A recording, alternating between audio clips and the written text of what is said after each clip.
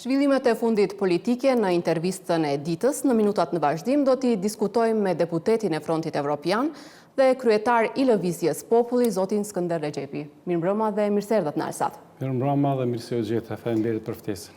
Zoti Rexhepi, shumë zhvillime politike interesante periudhën e fundit, por si do të ndikojnë, do të kurret ose zgjerohet Fronti Evropian? Shif, ajo që për mua është më simptomatike është se disa muaj më radh flitet për ndarjen e Vlenit, zhvillimet e lëvizjes deputetëve andej këndej dhe duke pas parasysh që pikërisht Vleni është pjesë e qeverisë, kjo është e dëmshme për shqiptarët në përgjithësi, por dhe qytetarët, pasi që shumë gjëra të dëmshme kundër interesave tona kombëtare zhvillohen në prapavi dhe askush nuk merret me to. Do thot, heshtazi kalojnë vendime të tilla në të cilën shkelen shumë drejtat shqiptarëve, dhe gjithë kjo disa muaj më radhë opinioni u bombarduar me faktin që ndahet Vleni, del ky, hin tjetri, është irelevante kjo për një front europian i cili deri sot nuk ka pas dhe një lëvizje. Çfarë mund ndodhe në tutje, nuk e di. Lëvizje ka pasur edhe në front. Ai nuk ka pas, vetëm e ka pauzu aktivitetin e tij, por s'ka lëviz si pjesë e qeverisë. Ajo që në opozit mund të ndodhin lëvizjet, por të ndodhin në partinë e pushtetit është si e pakapshme dhe kam frikë që pasojat e kësaj do jenë shumë më dëmshme për çështjet e drejtave shqiptare sesa për partitë politike që përbëjnë një koalicion tillë. Por siç e dini, moll sheri për këto përçarje u bë edhe vetë komunikimi që pati ose që ka zoti Taravari me zotin Ahmeti. Ajo është vetëm për opinion. Realisht askush nuk e din arsyeën pse asheja e Taravarit braktis Vlenin. Është çesharake thuaç për lista këshilltarësh që ndodh në ndarje e tillë, por arsyeën e din ato vetë brenda Vlenit. Në bindjen tuaj? Pse ndodh, jo në bindjen time, s'është çështje bindjesh, ose nga informata që mund të keni nga partnerët e realitetit politik.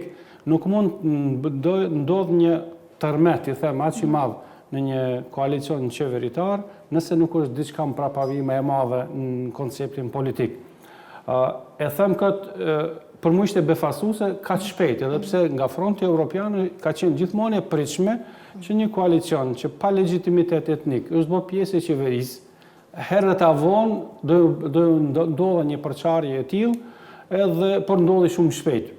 Po për fat keq aq shpejt sa ndodhi përçarja në Vlen, po aq edhe më shpejt ndodhi shkelja dhe përbuzja e gjithë interesave të grumbulluara kombëtare si pjesë institucionale e kësaj qeverisë dhe do thot shkelja e tyre dhe pamundësia për të rikthyer apo për të mbrojtur të drejta. Zaten, pavarësisht me ose pa legjitimitet, Vleni është pjesë e qeverisë dhe është i obliguar të dalë krah drejtave të votuesve të tyre, të cilët e kanë përkrahur deri sot. Ka zhvillime ditëve të fundit edhe brenda Frontit Evropian, dje ishte takimi Ahmeti Sela. Çfarë është diskutuar në këtë takim, pse në këtë format, keni njohuri cili është do ketë kështu takime edhe më tepër. Do të ketë, po, ju do të keni takim? Po, gjithsesi. Takimet veçanta me secilin subjekt ose do kemi edhe takimet veçanta, do kemi edhe takime të përbashkëta si front, pasi që konsiderojmë që fronti deri sot pavarësisht shumë zërave se do lëvizin 2, 3, 4, 5 deputet, nuk e di sa unë, dhe në fund doli që nuk lëvizën nga fronti, po lëvizën nga Vleni. Pavarësisht këtyre konstelacioneve, konsideroj që fronti deri sot ka ngel kompakt dhe derisa vazhdon në të njëjtën vijë politike, konsiderojmë që do ketë një interes i përgjithshëm, jo vetëm i partive politike në front, po gjithë shqiptarëve që nesër të bëhet një zë i fuqishëm edhe në zgjedhjet e ardhshme lokale, por edhe ato parlamentare kurdo që të jenë. Në takimin e dieshëm çfarë është diskutuar, keni njohuri? Po, janë diskutime në kuadër dy kryesive të partive politike për rrjedhat për zhvillimet politike dhe për nevojën e konsultimeve të përbashkëta. Konsideroj që për çfarë do që mund ndodhe në front, në raportin që ju e thatë, ka pas komunikim në kryetari BDI-s me kryetarin e ASH-s të Taravarit. Jo vetëm komunikime dhe takime. E qartë. Tek zoti Ahmeti e pranoi. E qartë. Te ne në front është një parent çfarë do që të ndodhe këtu, do ishte më i prekur ASH-ja e Selës dhe gjithsesi përveç pëlqimit të antarëve tjerë të frontit, duhet ketë edhe pëlqim ka ASHE-ja e Selës, pasi që ne deri sot kemi funksionuar me vendime unanime në kuadër të frontit, por çfarë do që ndodhe, do jeni të informuar edhe ju si media në kohë. Pra si që thash, zoti Ahmeti vete pranoi që ka pasur 3 takime me zotin Taravari. Ju kishit njohuri për këto takime, çfarë është diskutuar në këto takime? Jo, për detajet, kam pas arsye subjektive që nuk kam mund të kem kontakte t'i di, por për takimet kam qenë informuar dhe kam ditur që mund takohen, sikur që unë mund takohem me çdo subjekt politik tjetër, qoftë edhe nga Vleni, qoftë edhe nga opozita. A takoheni? Keni komunikime ose kanale komunikime, sepse janë në mod tani? Ne tash është bë mod të ne partitë politike shqiptare flasim për kanale sikur të kemi Ministrinë e Kanalizimit ne. Do të thotë kjo është jo relevante, por kam komunikim me një pjesë të gjithë subjektet politike, jashta 2 për cilën unë jam da. Pjesë e tyre dhe të alternativën dhe besën, s'kam edhe s'du të kemë komunikim. Atër me LDN keni komunikim? Me gjithë kam pas komunikim. Jo tash kohët fundit, po me gjithë kam pas komunikim. Edhe me LDN, edhe me ASHE-n e Taravarit, edhe me partitë opozitare, s'kam pas dhe një kompleks pse nuk duhet kemi komunikim. Por nëse komunikimet bëhen për çështjet e parimive politike apo vijeve politike, atëherë gjithsesi do duhet jenë me lejen e Frontit Evropian. Kushdo që i bën ato. Po me kryeministrin a keni pasur ndonjë takim, a keni planifikuar? Jo, as që kam pasur, as që konsideroj që ka nevojë të kemi një takim. Po nëse keni ndonjë ofertë për kaluar në këtë anë, a do e kishit shqyrtuar? E kemi bë këtë punën e deputetëve si treg, sepse si punë tregu. Sepse vetë Vëmëroja thot se vazhdimisht ka komunikim me deputet, ka komunikime me deputet. Ne si deputet kemi komunikim të vazhdueshëm, qoftë me të VMRO-s, qoftë me të LSDM-s, por nuk kemi pjesë të tregut. Do të themi pjesë një konceptit politik, një front i cili duhet të jetë zëri i fuqishëm i shqiptarëve, derisa ai vetvetiu nuk zhbëhet, nuk shoh arsye që dikush nga pjesëtarët e frontit duhet ta braktisin atë. Nuk shoh arsye. Ju nuk mendoni ta braktisni frontin? S'ka pse, posaçërisht në këtë rast kur qeveria aktuale monoetnike e VMRO-s në krye me Mickovskin po devalvon çdo të arritur kombëtare shqiptare në 20 vitet e fundit, unë besoj që do të ishte nonsens cili do të qoftë deputet apo subjekt politik bëhet pjesë e kësaj qeverisë. Po, ju pyet sepse vetë deputeti për shembull i Frontit Evropian, zoti Bejxhan Ilias, në një deklaratë të fundit tha se do ta shqyrtonte një ofertë nga kryeministri. E lexova atë, por unë s'do kisha shqyrtuar asgjë. Do thotë flas për disa parime politike që nuk kanë të bëjnë me joshjen për pushtet, por kanë të bëjnë me një trashëgimi politike që mund t'u alëm gjeneratave që vinë. Edhe në këtë rast nuk shoh që me këtë qeveri mund të lajmë ndonjë trashëgimi. Nuk them që nuk ishte e pritshme, por nuk them që as nuk ishte e mirë ardhur ajo që ndodhi në Vlenë. Sepse konsideroj që një subjekt politik apo një koalicion e cila me qasje të gabuar nga karshi interesave kombëtare, pa legjitimitet, bëhet pjesë e një qeverie, ajo ishte detyruar që dështimet t'i heshte të ndryshe do ishte vendosur për to. Uroj që njëjtin veprim ta mbajnë edhe gjithë Vleni. Spaku le të bëmi pjesë e zgjedhjeve të ardhshme parlamentare, sepse fronti me këtë qeveri nuk bëhet asnjëherë pjesë përbërëse e kësaj qeverisë. Sepse zoti Taravari nuk ka realisht vërejtje për pjesën e kryeministrit dhe qeverisë. Ai thotë se është shumë korrekt zoti Mickovski, por ka vërejtje ndaj kolegëve të tij të deridjeshëm brenda Vlenit. Ashtu siç u zgjat disa muaj del ose nuk del ASHE-ja Taravarit nga Vleni, edhe kjo çështje e daljes për qeveri zgjatet, dhe besoj që edhe fjalori diskursi politik do ndryshojë në momentin kur ASHE-ja Taravarit do të jetë pjesë e opozitës. Jeni të sigurt se do të jetë pjesë e opozitës? Rrethanat politike kështu flasin, edhe nëse i shohim këtë vijë politike, është çështje që është çështje e pritshme. Po, se do i bashkohet, prisnin t'i bashkohet Frontit Evropian?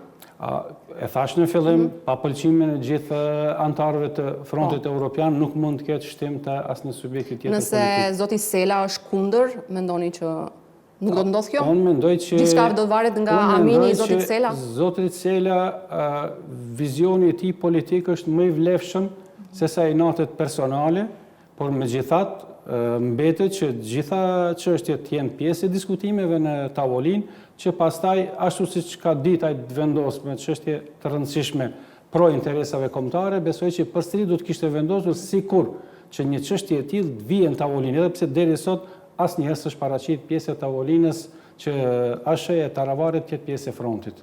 Po, por vetë kryeministri, për shembull, para disa ditësh tha se zoti Ahmeti dhe zoti Taravari vetëm kanë diskutuar, parimisht janë marrë vesh për bashkëpunim në kuadër lokal, se nuk do kandidoj kandidat për kryetar komunash në 5-6 komuna. Kjo do ishte e pranueshme për pjesën tjetër të frontit? Kjo është shpifje që se ka herën e parë dhe kryeministri. Thotë ajo sa herë në kuvend është deklaruar me deklarate që pritet që një numër i madh të kalojë këndej shumicës, por një çështje që nuk ndodhi asnjëherë. Thotë ai manipulon me opinionin për një gjë që Fronti Evropian nuk është ndjeni. Mund të ketë takime individuale çdo subjekt i Frontit Evropian, por një vendim apo një kërkesë për të qenë pjesë e tavolinës së madhe të Frontit Evropian nuk ndodh pa pëlqimin e gjithë pjesëmarrësve në atë front. Ashtu. A keni marrëveshje tashmë, do të shkoni si front në zgjedhjet lokale ose ende nuk është qartësuar kjo? Ende nuk është vendosur kjo.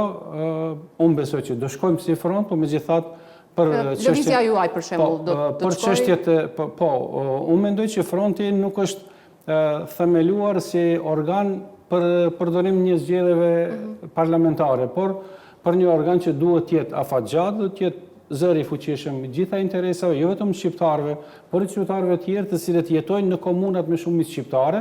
Prandaj konsideroj që do ketë hapësirë që në kuadër të frontit të shifen edhe interesat e gjithë aktorëve të frontit, me qëllim që zgjedhjet lokale t'i bëjmë unanimisht si pjesë përbërëse e Frontit Evropian.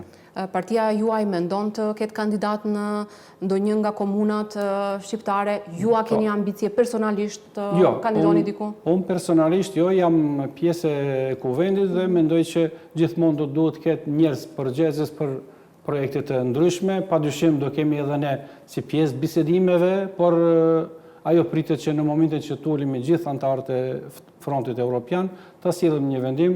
E kam një bindje që të sillet një vendim që bashkërisht gjithë bëmi pjesë e zgjedhjeve lokale të ardhshme, por unë e kam edhe një farë bindje tjetër që mund ndodha të jem bashkë me zgjedhjet parlamentare. Thoni që me këto lokale do të ketë edhe zgjedhjet parakohshme parlamentare. Sipas rrjedhave politike që ndodh, kam një përshtypje që ose t'jenë të përbashkëta, me çka do të koste do të ishte më e vogël financiare, ose do të ndodhte që më njëherë pas zgjedhjeve lokale, po megjithatë rrjedhët politike që shifen është do mos ketë edhe zgjedhjet të parakohshme parlamentare, jo për shkak të vlenit apo ASH-së së Taravarit, por për shkak të ngecjes së integrimeve europiane që ka vendi, sepse kryeministri i vendit akoma nuk është takuar me asnjë faktor të rëndësishëm politik nga Bashkimi Evropian apo Shtetet e Bashkuara të Amerikës. Jashta e dim vjen vertikale deri në Serbi atje me edhe Hungari, por me faktor të relevant evropian nuk ka dhe këtë ngecje, këtë pengesë të rrugtimit tonë drejt Bashkimit Evropian duhet debllokuar e deblokojnë vetëm zgjedhjet e ardhshme të parakohshme parlamentare. Thoni vetëm arsyeja do ishte vetëm ngecja e integrimit apo i referoheni dhe asaj që e tha zoti Ahmeti para pak ditësh se në qoftë se dënohet zoti Krishnik Bekteshi do të ketë protesta masive dalje në rrugë dhe do imponohen në këtë mënyrë edhe zgjedhjet e parakohshme parlamentare.